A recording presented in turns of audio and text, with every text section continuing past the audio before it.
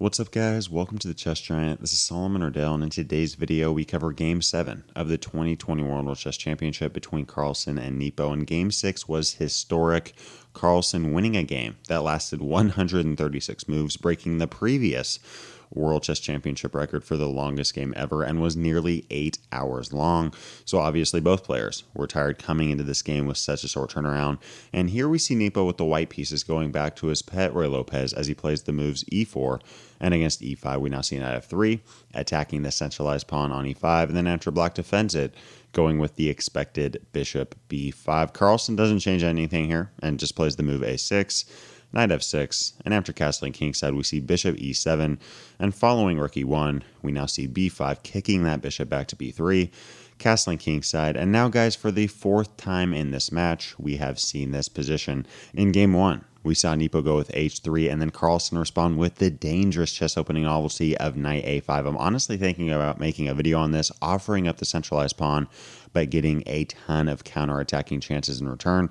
And then games 3 and games 5 we saw Nepo continue with the move a4, and that's exactly what we see him do here, in which case Carlsen returns to his rook b8 idea. And here we see a takes b5 and following a takes b5.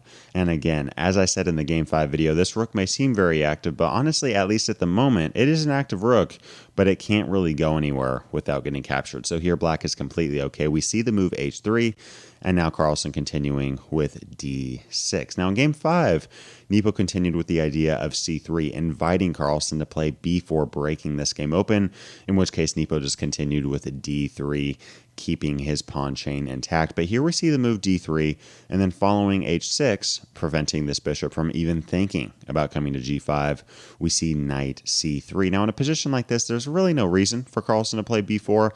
It doesn't really do anything here. It doesn't break open a file, and it really just weakens the light squares of c4 and a4. So here we just see the move rook e8, preparing for the move knight d5 with bishop f8, holding onto the bishop pair. And yes, this bishop on f8 isn't very active right now, but it is a solid defensive piece. And look, Carlsen is ahead one game in this match. He's up 4-3. Why not just play solid and allow Nepo to push and simply respond once he does? Here we see Nepo take that minor piece on f6, and following queen takes f6, we see c3, and now Carlsen going back to his knight e7 idea, trying to rearrange this knight, get this knight to the king side of the board, drop it into f4, which is going to be a very active square for that knight. And now we see Nepo just continue with the move of bishop e3. Some may be tempted to play a move like rook a7, which isn't a mistake by any means, but honestly this just kind of forces Carlsen to play exactly what he wants with c5, a very natural Spanish move, advancing on the queen side of the board. We're going to continue with moves like bishop e6, offering up a trade, and then once this bishop gets out of the way, rook a8, fighting for that a file because this rook will be defending and supporting that rook on b8. So here rook a7 really isn't necessary, and we don't see Nepo go for this. As I mentioned, instead we just see the move bishop e3, and now Carlsen continuing with bishop e6, offering up a trade.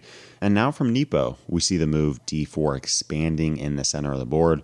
And now we see Carlsen just take on d4. I think a lot of players, including myself, would be a little bit scared of playing a move like this. It just gives white a bunch of different options. In the game, we saw the move c takes d4, but it really turns out no matter what white plays, black is going to be okay. For example, if the move bishop takes d4 and queen g6, it may be tempting to play the move knight h4. At first sight, it seems as if black's going to have to play a very awkward move like queen g5 or queen h7, but black has the very nice idea, the intermediate move bishop takes b3, whole idea being if knight takes g6, we're going to take that queen on d1, and these pieces are falling off the board like candy. And if queen takes b5, we have queen h5 attacking that knight. And now if a move like knight f3, we have knight g6. Again, we're going to bring that knight to f4, have a very active minor piece. This rook on b8 is holding things down. This rook on e8 is putting pressure on e4. And this bishop on f8 is holding down the pawn on g7, and just a good defensive presence for this king. This position is dead even, maybe even a slight advantage in a practical standpoint for the black pieces. So bishop takes d4 followed by knight h4 may seem very dangerous, but again, that bishop takes b3 idea simply equalizes for black. Now, what about the move knight takes d4? This was actually Fabiano Caruana's recommendation, and I really like this move as well. Look, Nepo is down a game in this match. Why not push for the win? Why not try to create some imbalances? The best move here for black is taking the bishop on b3.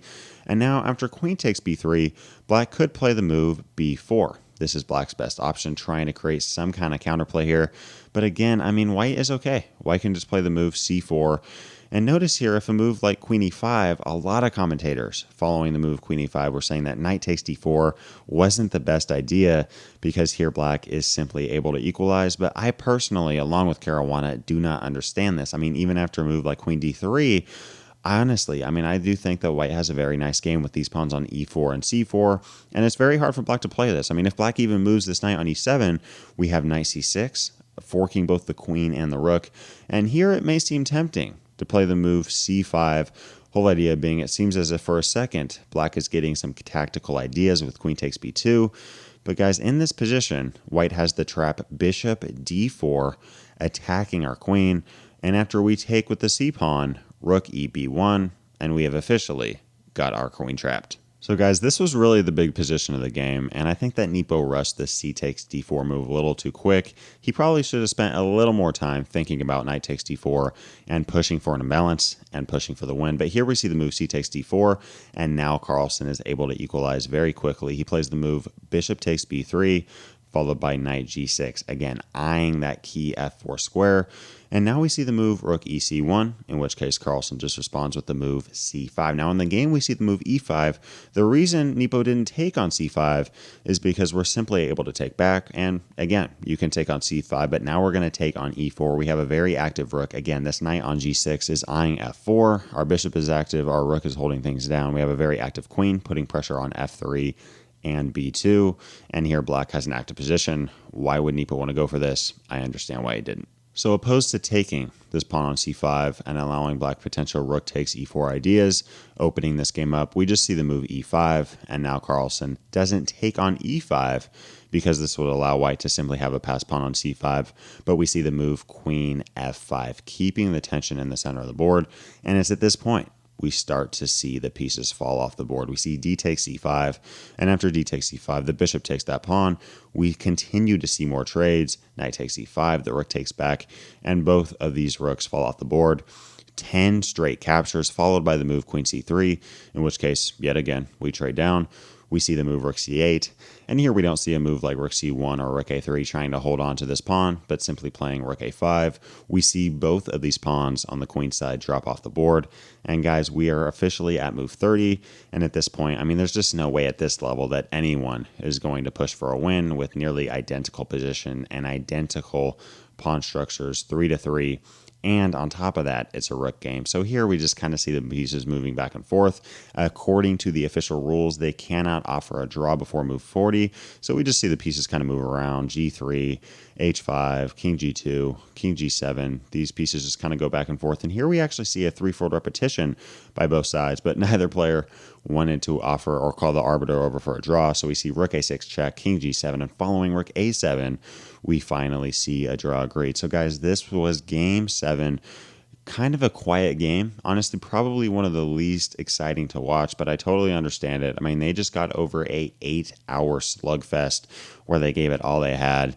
Sometimes in a long match like this, when it's 14 games long, you just got to take a game or two, take a breather, and press reset. So I totally understand this. We're going into tomorrow's game, and now at this point of the match, the score is 4-3. Carlsen going into game 8 with the white pieces and a 1-point lead. Let me know what you thought of this game down below. Let me know if you think Nepo should have taken with the c-pawn, if you like that option from him, or if you like that knight takes d4 option. Thanks for watching today's video. If you'd like to see our top 5 chess players of all time, which, by the way, I put Magnus Carlsen at number 1, you can click the video to the left. And if you'd like to see the top 5 fun facts about Magnus Carlsen, click the video to the right.